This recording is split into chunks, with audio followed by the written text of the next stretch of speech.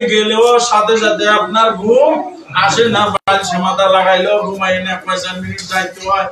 কিন্তু তোমার কষ্ট হবে বিদায় আমার এই বান্দা তোমাকে কষ্ট দেয় নাই, না দিয়া তোমার থেকে বলে গেছে আর আমি রব্বুল আলামিনের দরবারে তুমি বান্দাকে সফলত করে গিয়েছে আর বলে গিয়েছে আল্লাহ যদি তোমার এই বান্দা আমার সম্পর্কে কোনো কটূক্তি ধারণা করে তুমি রব্বুল আলামিন তোমার নিজ গুণে তাকে জানাইয়া দিবা।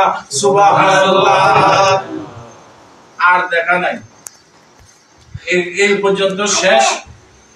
বিগত 3 মাস পরে 120 দিন মতান্তর 90 দিন পরে আবার উনি ফেনী মহিপাল একটা জায়গা আছে না, মহিষের পাল থাকতো তখন, রাখালেরা মহিষেরা রাখাল চড়াইতেছে।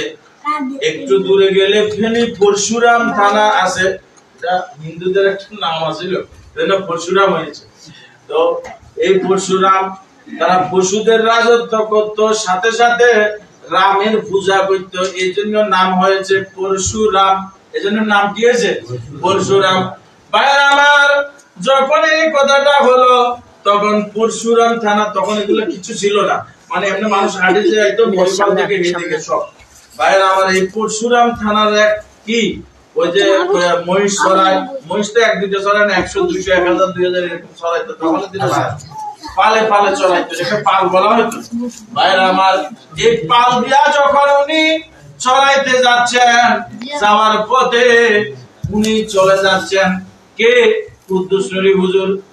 তো হঠাৎ করে উনি কি কারণে ওই খলিফা 120 দিন মতান্তর 90 দিন পরে ওই অঞ্চলে আসছেন কাজে, কাজ করার পরে বললো যে হুজুর এখন ওই মেষপালক আপনার ওই খলিফা সাহেবের বদরপুর হুজুরের খলিফার কি করলেন, একটু খেদমত করলেন, দেখতে শুনতে আল্লাহওয়ালা লোক মনে হয়, আলেম ওলামা মনে হয়, বুজুর্গানের দিনের মতো মনে হইতেছে।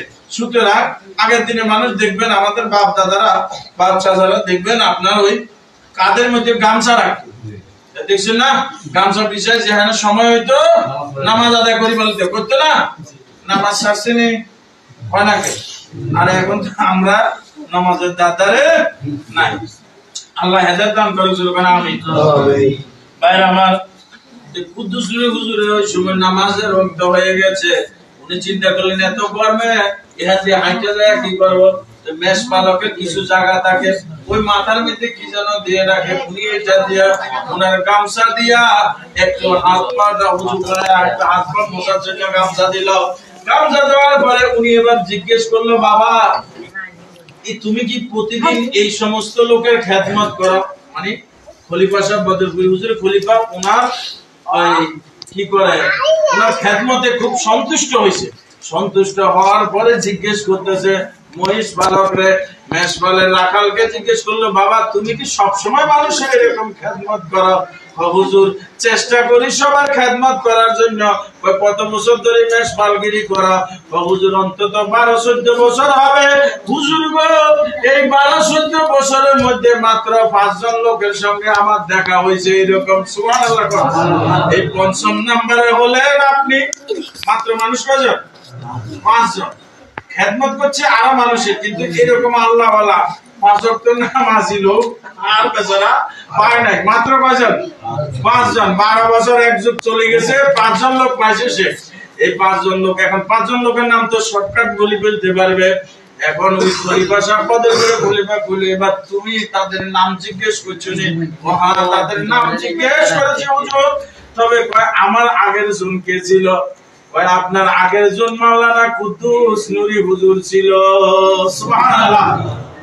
এখন তো এই ব্যক্তি চিনে বলাইছে কয়ারে কুদ্দুস নূরী তো জানো বাবা খলিফা নূরী সাহেব খলিফা, সুতরাং এই ব্যক্তি এখান দিয়ে গেছে। জিজ্ঞেস করলো বাবা আর বাকি 5 জনের 3 জনের নাম বলার দরকার নাই, আমি যারা খোঁজার জন্য এখানে আসছি আমি সেই লোককে খুঁজে পেয়ে গেছি বাবা। হ্যাঁ আপনি তাকে খুঁজে পেয়েছেন? হ্যাঁ খুঁজে পেয়েছি। হুজুর বেয়াদবি নিবেন না, ওই ব্যক্তিও এখান থেকে যাওয়ার সময় আমাকে বলছে তোমার কাছে আমার মতো একজন লোক আসবে, আর আমার খোঁজ খবর জানতে পারলে তুমি তাকে জানাই দিবা যে এই রোড দিয়ে হেঁটে গিয়েছে। আল্লাহর ওলিরা কত বছর পরে ঘটনাটা হবে, কতদিন পরে ঘটনা হবে, এটা ওনারা জানেন। সুবহানাল্লাহ। তো মানুষের কাছে প্রকাশ করেন না, সমাজ বিভ্রান্তি হয়ে যাবে। বাইরে আমার একটু খেয়াল করেন, তখন উনি গেলেন দূর থেকে হাঁটতে হাঁটতে ওই মেষপালকের এখান থেকে নামাজ পড়ে মদনপুরি পিসাবের খলিফা সাহেব উনি দূরে চলে গেলেন। যাওয়ার পরে প্রতিমধ্যে পরশুরাম আর ইয়ের বর্ডার পাশে একটা নদী আছে, নদীটার নাম আমি ভুলে গেছি। এই নদী ওই পারে একজন সুন্দর উনার মতো মানুষ দেখা যাইতেছে, মানুষ দেখা যাইতেছে। এটা একটা বর্ডারের পাশাপাশি, ওই পাড়ে গেলে বর্ডার আমি গেছি দেখবার জন্য। ওখানে সুরেশ্বরী হুজুর কেবলার একটা খলিফা আছে, মাহফিল করতে গেছে, পরিচয় হয়েছে আমার। ওই ব্যক্তি নিজে জবানে আমাকে ঘোষণা বললো 80 বছর বয়স চলে তার। কত বছর? 80 বছর বয়স। আমার একটু খেয়াল করেন তো, আমি ওনাকে জিজ্ঞেস করলাম আপনার এই ঘটনাটা যে আপনি বর্ণনা করতেছেন, তখন আপনার বয়স কত বছর? ধরেন 10-12 বছর, মানে 70 বছর আগের ঘটনা। কত বছর আগের ঘটনা? ভাই আমার এই ব্যক্তি যখন ওই পাড়ে গেল, ওই পাড়ে গিয়ে দেখলো যে হ্যাঁ কুদ্দুস নূরী হুজুর। কুদ্দুস নূরী হুজুরকে দেখার পরে কথা হলো, কোলাকুলি হলো, মুসলমান ধর্মের নিয়ম মানাকা হলো, সব কিছু করার পরে বললো হুজুর আপনার সঙ্গে আমার একটা কথা আছে, আজকে আর অন্য কোনো কথা না গো হুজুর। যেই দিন আপনি চট্টগ্রাম যে মাজার জিয়ারতে গিয়েছিলেন নূর মোহাম্মদ নিজামপুরী হুজুরের, হুজুর গো আমি ওই দিন একটা জিনিস দেখেছি, আপনি আমাকে এই জিনিসটা বলেন। কি?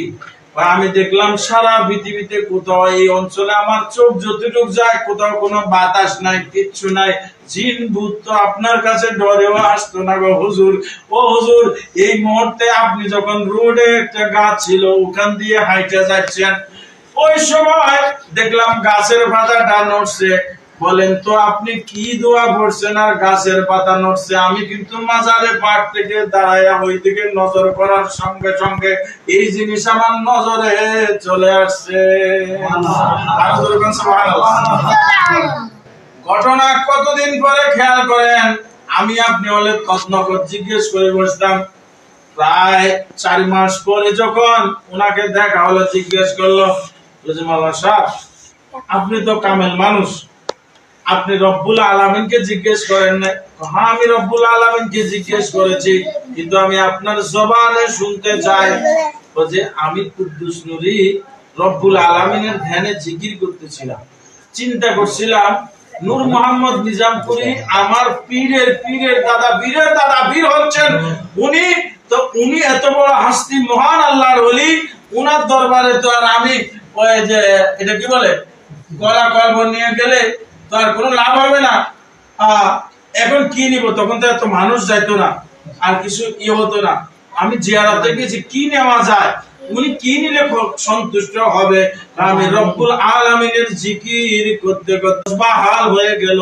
পীরের মাজারের কাছে যাওয়ার কত কাছাকাছি, জিকির করতে যে কয় শুনো, তখন আমার সঙ্গে সঙ্গে আমি দেখলাম গাছপালাতে জিকির করতেছে। আমি যখন জোরে বুলন্দ করে আওয়াজ করলাম, গাছপালার তরুলতা যা কিছু আছে এগুলা সব দেখতেছি আল্লাহর জিকির করতেছে।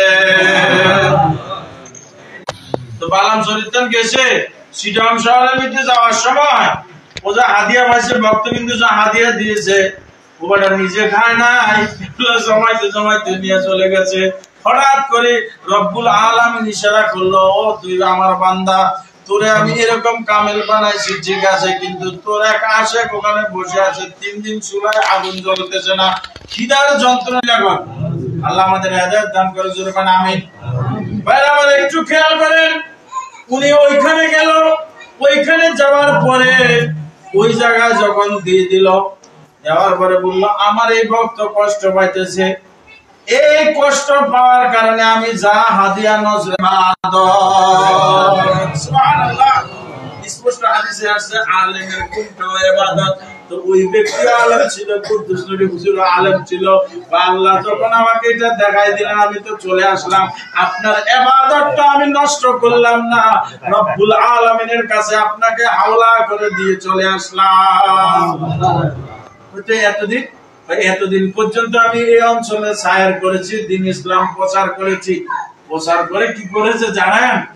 ওই যা পেয়েছে, ওই সময় জমিনের দাম কম ছিল, ওই ভক্তরের জায়গা জমিন কিনা দিয়া, খোরাকে টোটাকে দিয়া, তারপরে আসার পথে এবার ওই মৌলানা খলিফা সাহেবের সঙ্গে দেখা। সুবহানাল্লাহ, নদীর এই পার আর ওই পার।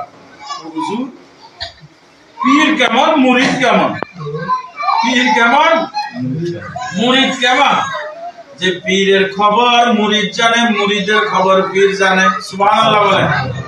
এখন আমি আপনাদেরকে এটা বোঝাতে চাইলাম, সব ক্ষমতার মালিককে। আল্লাহ যদি কুদ্দুস নূরীরে না জানাইতো, ওটা জানার ক্ষমতা ছিল? জানাইছে কে? আল্লাহ জানায় ওনাকে কামেল বান্দা করেছে। আপনার সমস্যা কোথায়? আপনি হিংসা করলে লাভ হইব?